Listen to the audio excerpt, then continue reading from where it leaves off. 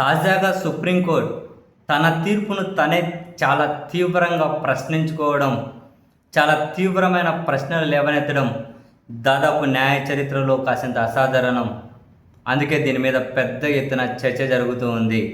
కారణం ఏంటి అంటే, ఉమర్ ఖలీద్తో పాటు మరికొందరు ఢిల్లీ అల్లర్ల కేసులో కుట్రకు తెరలేపారు అని 2020 నుండి 6 సంవత్సరాల నుంచి తిహార్ జైల్లోనే ఉన్నారు ఉపా కేసుల కింద.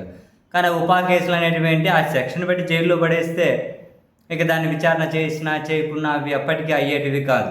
ఎందుకంటే ఈ దేశంలో ఉపా కేసులు తెలియదు, అసలు ఇప్పటివరకు తెలియనివైనా పెద్దగా లేవు, చాలా చాలా తక్కువే. అందుకని వాళ్ళని జైల్లో ఉంచారు, కానీ ఎలాంటి విచారణ ఒక్క అడుగు కూడా ముందుకు పడింది లేదు. వాళ్ళు ఎన్నిసార్లు బెయిల్ పిటిషన్ వేసినా కానీ ఉపా సెక్షన్స్ అని చెప్పి తిరస్కరించుకుంటూ వచ్చారు. ఈవెన్ ఈ ఏడాది జనవరి 5వ తేదీన సుప్రీంకోర్టులో justice Arvind Kumar and justice N V అంజారియాలతో కూడిన ద్విసభ్య ధర్మాసనం కూడా వాళ్ళ బెయిల్ను రిజెక్ట్ చేసుకుంటూ తీర్పిచ్చింది.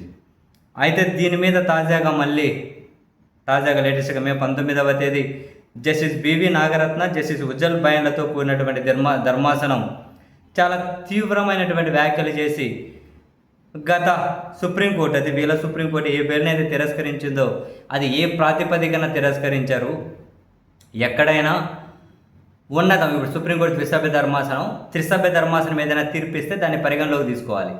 త్రిసభ్య ధర్మాసనం ఇంకేదైనా 5 మందితో కూడినటువంటి ధర్మాసనం తీర్పిస్తే దాన్ని పరిగణలోకి తీసుకోవాలి. 5 మంది ధర్మాసనం ఏదైనా ఉంటే 9 మంది విస్తృత రాజ్యాంగ ధర్మాసనం ఏమైనా తీర్పిస్తే దాన్ని పరిగణలోకి, ఇట్లా ఉంటుంది. కానీ ఇక్కడ ఇంతకుముందు వీళ్ళ బెయిల్ కొట్టేసిన వాళ్ళు కేఏ నజీబ్ కేసుకు సంబంధించి పై న్యాయస్థానాల్లో ఇచ్చిన వాళ్ళ తీర్పును పరిగణలోకి తీసుకోలేదు అని చెప్పి చాలా క్లియర్గా వీళ్ళు ఒక మాట అన్నారు.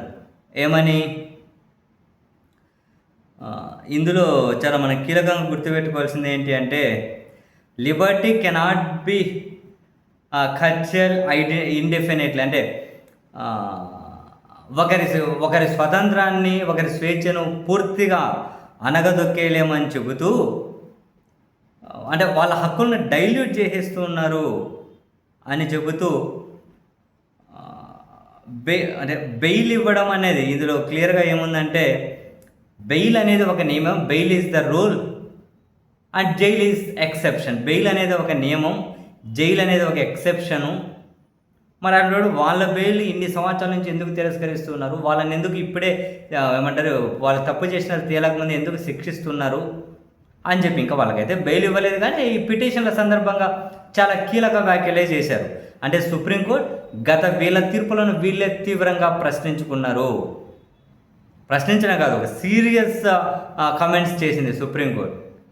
సో ఇది చాలా అసాధారణం. అందుకే దీని మీద పెద్ద ఎత్తున చర్చ అయితే జరుగుతూ ఉంది.